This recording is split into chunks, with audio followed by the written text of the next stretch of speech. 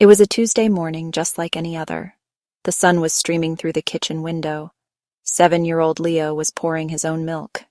He was so proud, holding the big carton with his small hands. And then it happened. A little wobble, a slip. A white river of milk cascaded across the clean floor. For a moment, his face crumpled. He looked up at his mom, eyes wide, expecting to be told off. But his mom, Sarah, knelt down beside him, calm. She didn't sigh or get cross. Instead, she said, "Oops, that was a big spill, wasn't it? Don't you worry. Accidents happen to everyone. Let's clean it up together." Sarah didn't rush to clean it herself nor send Leo to his room. As they cleaned, she spoke gently. "Next time, let's try holding the carton with 2 hands. It can be a bit tricky when it's full." Leo nodded, fear replaced by quiet purpose. He wasn't in trouble, he was part of the solution. This small moment wasn't just about spilled milk. It was a lesson in responsibility, given with kindness. It showed Leo that mistakes aren't the end of the world and that he can help make things right again. This story is at the heart of teaching responsibility. It's not about perfect miniature adults. It's about empowering them to understand consequences, showing them they can manage those consequences. Responsibility isn't punishment, it's a skill. It's a building block for self-esteem, confidence, resilience. It will serve them long after they've left home. Our job is to be their guide, not their judge. We'll explore how to cultivate this quality. Practical, age-appropriate steps you can take right now. Small changes that lead to big transformations. Forget shouting and endless nagging. Focus on connection, encouragement, teamwork. You have the power to unlock your child's potential. It starts with trusting them, guiding them, teaching them, one small step at a time.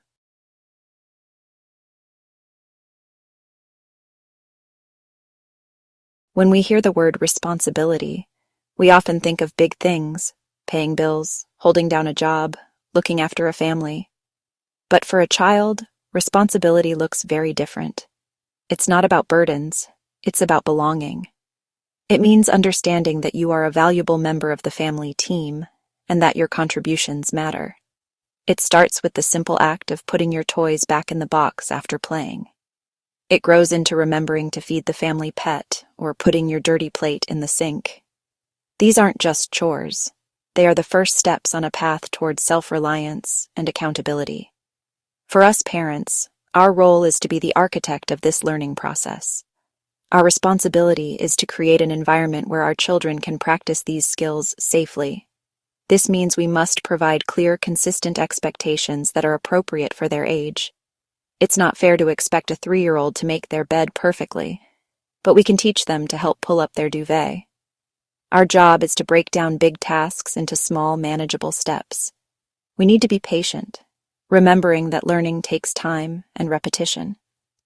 Most of all, our responsibility is to model the behavior we want to see. When our children see us taking care of our home and our commitments with a positive attitude, they learn that responsibility is a normal, rewarding part of life. Responsibility is also deeply connected to ownership. It's the feeling a child gets when they can say, "I did that." Think of a little girl who helps you water the plants each week. She starts to see them as her plants. She'll be the first to notice a new leaf or a budding flower, because she has invested her time and effort. This sense of ownership is incredibly empowering. It teaches children to care for their belongings, their space, and eventually their commitments. It shifts their thinking from, "I have to do this," to, "I get to do this because it's part of my role." It's a subtle but profound change in mindset. Ultimately, teaching responsibility is an act of love. It's us saying to our children, "I believe in you. I know you are capable. I trust you to do this." Let me tell you about a family I worked with, the Millers. Their mornings were chaos.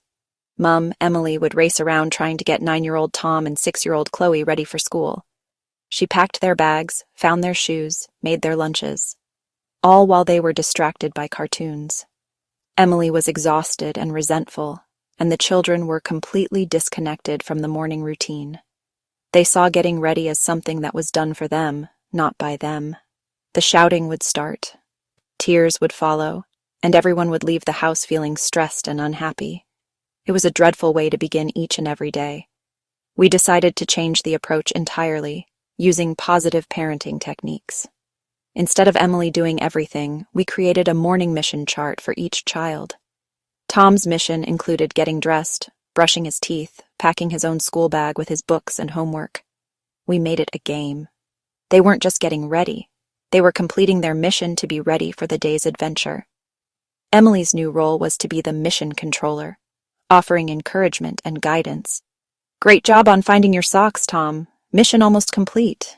Instead of, "Hurry up, we're going to be late." The first few days were a bit wobbly, of course. Chloe forgot where her pajamas went. Tom couldn't find his reading book. But Emily resisted the urge to jump in and fix it. Instead, she asked questions. Where do your pajamas sleep during the day? Let's think. Where was the last place you were using your reading book? She was teaching them to problem solve, not just to follow instructions.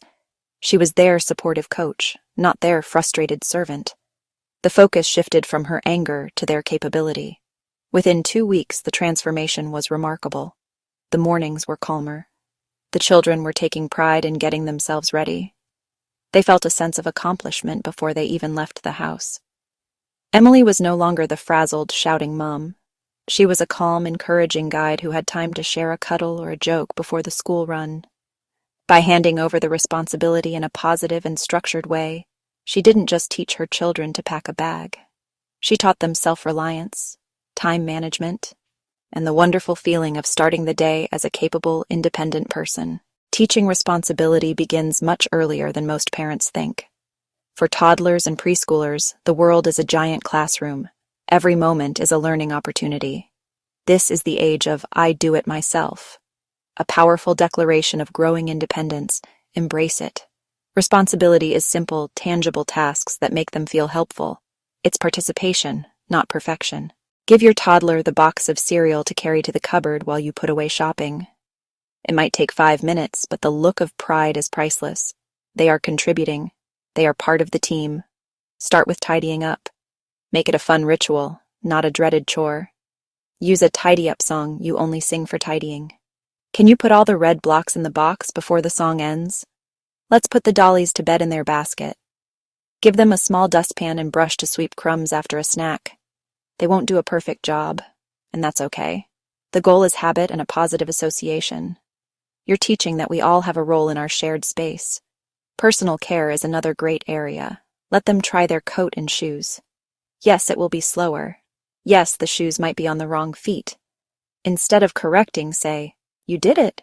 You put your shoes on all by yourself. Do they feel comfy?" Lets them notice and adjust. Let them put dirty clothes in the laundry basket. We wear clothes. They get dirty. Then we wash them. This connects them to the process and gives a meaningful role. Keep language simple and praise specific. Instead of "good job," say, "Thank you for helping me put the books back on the shelf. Now there is space for us to play." This links action to a positive outcome. For little ones, responsibility is action. It's the feeling of being a helper. It's the satisfaction of completing a small task. Nurture this early. You're building a foundation for a child who sees responsibility as joyful and part of family life. As children enter primary school, their capacity for responsibility grows exponentially. This is the perfect time to move beyond simple helping and introduce the concept of personal and family jobs. These are not chores to be rewarded with money, but contributions everyone makes because they are part of the family. A 6-year-old can set the table for dinner each night. A 10-year-old can take the rubbish out for collection day. A 10-year-old can feed the family dog every morning. The key to success is clarity and consistency. Sit down as a family and decide on the jobs together. Create a visual chart and put it somewhere everyone can see, like the kitchen. This isn't about a rigid military-style household. It's about making expectations clear so there are no arguments later. When a child knows their job is to empty the dishwasher every afternoon after school, it becomes part of their routine, just like homework. It removes the need for you to nag. You can simply ask, "Have you completed your jobs for today?" It hands ownership over to them. Teach responsibility for their own belongings and schedules, packing their own school bag, making sure their homework is inside, remembering their PE kit on the right day. Of course, they will forget sometimes. Resist the urge to rush to school with their forgotten lunchbox or homework. A natural consequence, like explaining to their teacher why they don't have homework, is a far more effective teacher than a parental lecture. It feels harsh, but it teaches them to be more mindful next time. Be supportive when they get home and help them plan a strategy to remember tomorrow. Encourage responsibility for social interactions. If they have an argument with a friend, talk them through it, but don't call the other parent to fix it. Help them think about their role in the disagreement. How do you think Maya felt when that happened? What could you do to make things right? This teaches emotional responsibility and empathy. It empowers them to repair their own relationships. For school-aged children, responsibility is about managing their world, their stuff, their time, their relationships, with increasing independence and competence. The teenage years can feel like a battleground for independence, but they are actually a golden opportunity to cement a lifetime of responsible habits. The stakes are higher now, and so is their desire for autonomy. Our role as parents must shift from manager to consultant. We need to let go of the reins a little and trust that the foundation we've built is strong. Responsibility for a teenager is about preparing them for the adult world.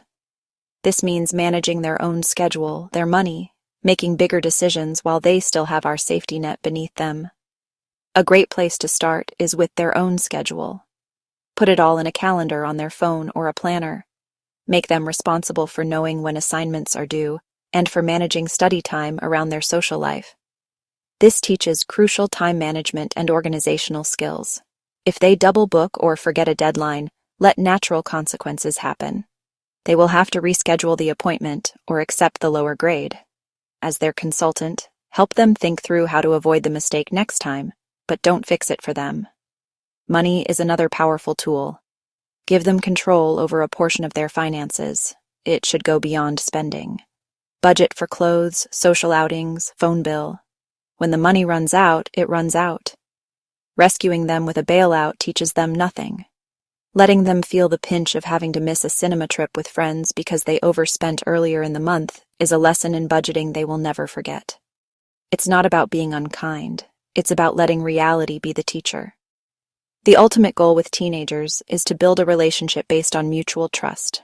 The more responsibility they handle well, the more freedom they earn.